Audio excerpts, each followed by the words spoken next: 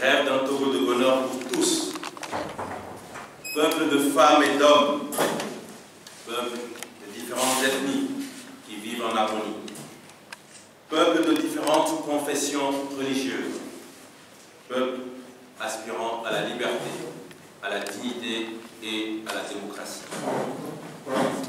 Nous avons tous écouté le communiqué du Conseil des ministres du 13 novembre 2019 invitant à la révision des listes électorales. Dans un pays démocratique, cet appel à la révision des listes constitue une activité ordinaire et salutaire car elle permet au peuple souverain d'enclencher le processus pour le renouvellement des instances dirigeantes du pays. Il s'agit sans aucun doute d'une situation que beaucoup de nations ont déjà expérimentée avec bonheur, car ayant permis l'organisation d'élections libres, honnêtes et transparentes. Dans notre pays, le Togo, tel n'est malheureusement pas le cas.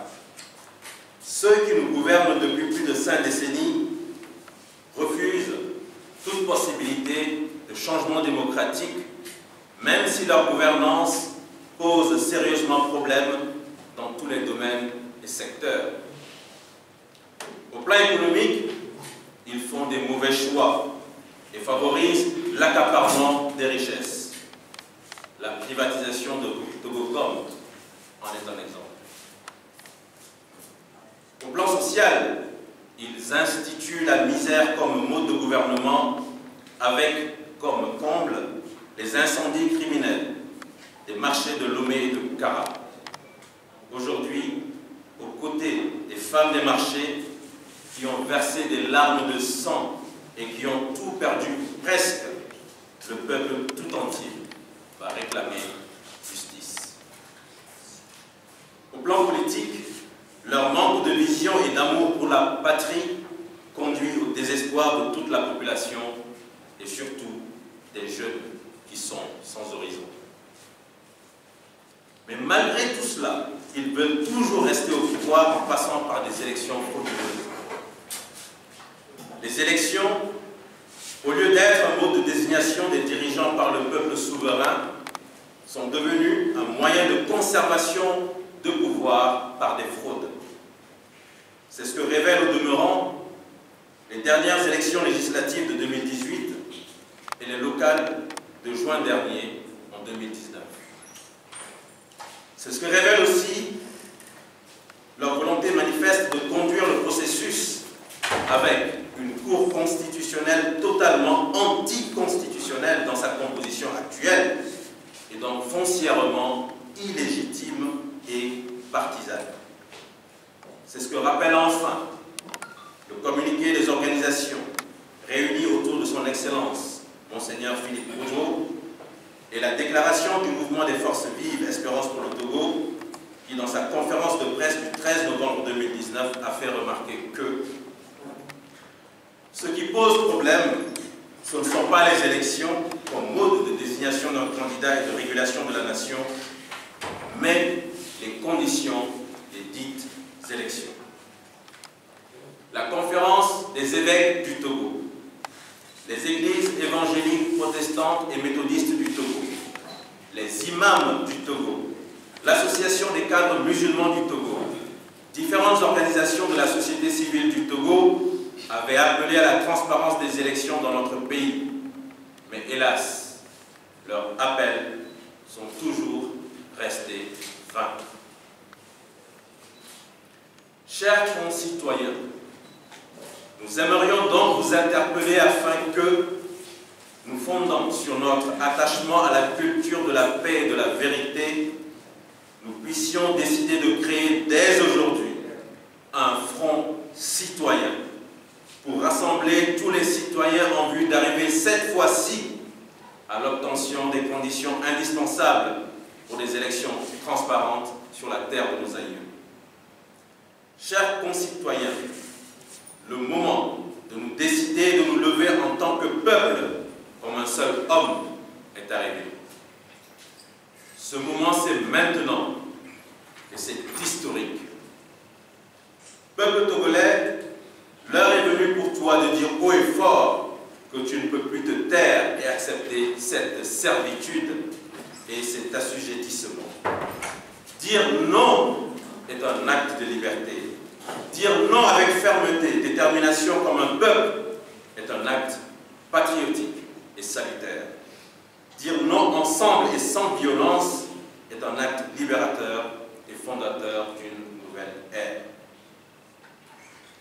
Voilà pourquoi, avec vous tous, citoyens togolais de toutes les couches sociales, de toutes les confessions religieuses, de tous les partis politiques, de la diaspora tout entière, nous exigeons des élections transparentes sur une base strictement consensuelle.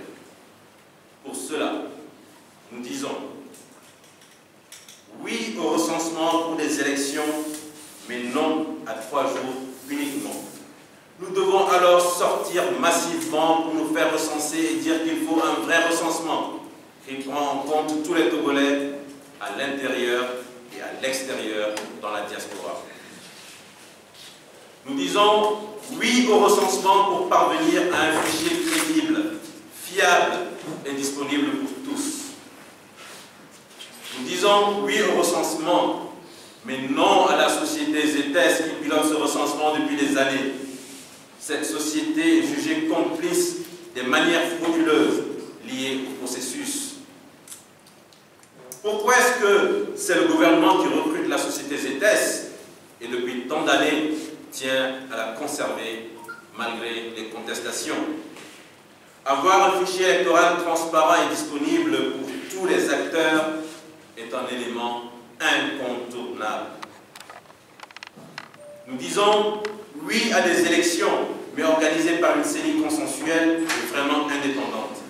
Une CENI autonome et recomposée jusque dans ses démembrements. Nous disons oui à des élections, mais des élections transparentes avec proclamation des résultats, bureau de vote par bureau de vote. Peuple togolais, aucun processus n'est parfait et nous ne demandons pas la perfection. Toutefois, notre processus électoral doit s'améliorer par la volonté et la détermination des hommes et des femmes qui composent la cité. Nos demandes sont par conséquent légitimes.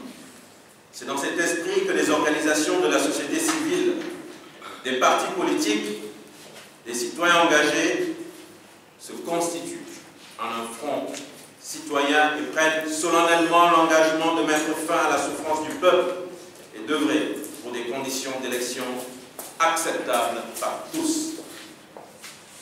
Nous ne voulons plus être des otages d'un système qui planifie, organise et exécute comme bon lui semble un processus électoral vicié et inéquitable.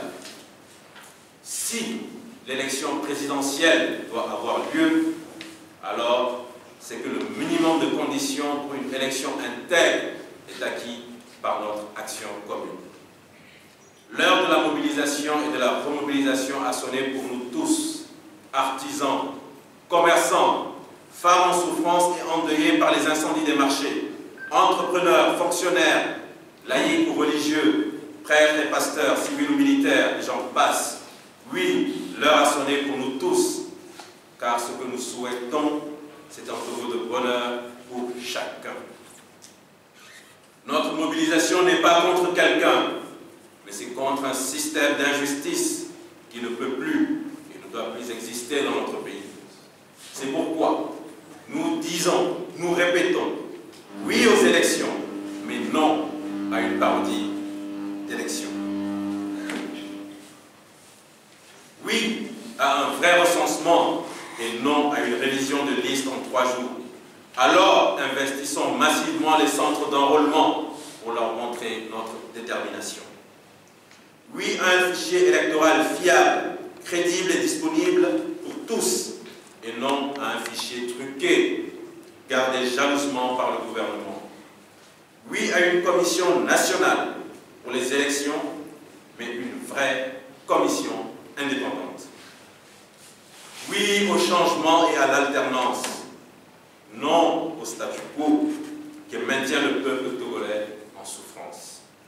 Pour toutes ces raisons, femmes des marchés de Lomé, de Kara et de toutes les localités du Togo, artisans, commerçants, fonctionnaires, élèves, étudiants, apprentis, en un mot, tous les citoyens, nous lançons un appel pour participer à des activités suivantes. Samedi 23 novembre 2019, un grand meeting citoyen à Akassimé, à Moukopé, à partir de 14h30. Mercredi 27 novembre 2019, une marche de protestation et d'avertissement.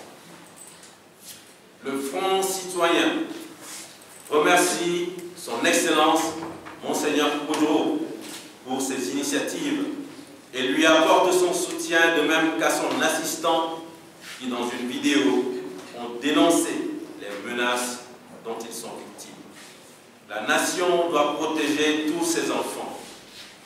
Chers concitoyens, soyons tous attentifs aux différents appels qui viendront du Front citoyen constitué.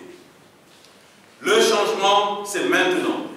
Togo debout, luttons sans défaillance. Je vous remercie.